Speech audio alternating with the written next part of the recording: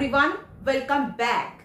In today's video, we are going to learn the meaning and the usage of the phrase in a funk. It means a negative state of mood where you feel depressed, sad, low or unmotivated due to some reason. মানে খুব খারাপ মনের অবস্থা যেখানে আমরা হতাশ, বিষণ্ণ এবং কোনো কাজই করতে ইচ্ছে করছে না। তাই যখন সেন্টেন্স বানাবো স্ট্রাকচারটা হবে এইরকম। সাবজেক্ট, যে ব্যক্তি কিনা হতাশ, বিষণ্ণ বা ডিপ্রেস বা আনমোটিভেটেড, যেমন I, you, we, they, he, she বা কারোর নাম প্রীতম, রোহিণী।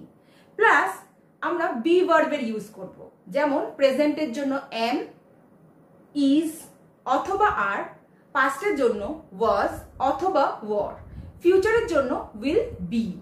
আর যদি সেন্টেন্স এরকম বানাতে চাই যে কিছুদিন ধরে কেউ বা কারা হতাশ হয়ে রয়েছে, তাদের জন্য হ্যাভ বিন বা হ্যাজ বিন এর ইউজ করব। So let's see some sentences. She is in a funk today. আজ ও মনমরা হয়ে রয়েছে। They are in a funk today because the bank took away their car. তারা আজ হতাশ হয়ে রয়েছে কারণ ব্যাংক তাদের গাড়িটি নিয়ে নিয়েছে। Pritam was in a funk because he failed the exam. Pritam গতকাল মনমরা ছিল কারণ ও পরীক্ষায় ফেল করেছে। Last month we were in a funk due to the loss of a family member. গত মাসে আমরা মনমরা ছিলাম কারণ আমরা একজন ফ্যামিলি মেম্বারকে হারিয়েছি। She has been in a funk for a week because she lost her job. সে এক সপ্তাহ ধরে মনমরা হয়ে রয়েছে কারণ সে তার চাকরিটা হারিয়েছে। The team will be in a funk if they lose the final match. টিমটা কিন্তু মনমরা বা হতাশ হয়ে পড়বে যদি ওরা ফাইনাল ম্যাচটা হেরে যায়।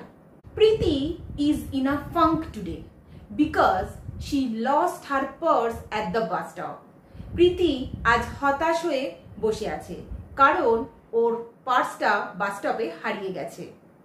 Sometimes we are in a funk thinking about our future. কিছু কিছু সময় আমরা হতাশ হয়ে পড়ি আমাদের ভবিষ্যতের কথা ভেবে।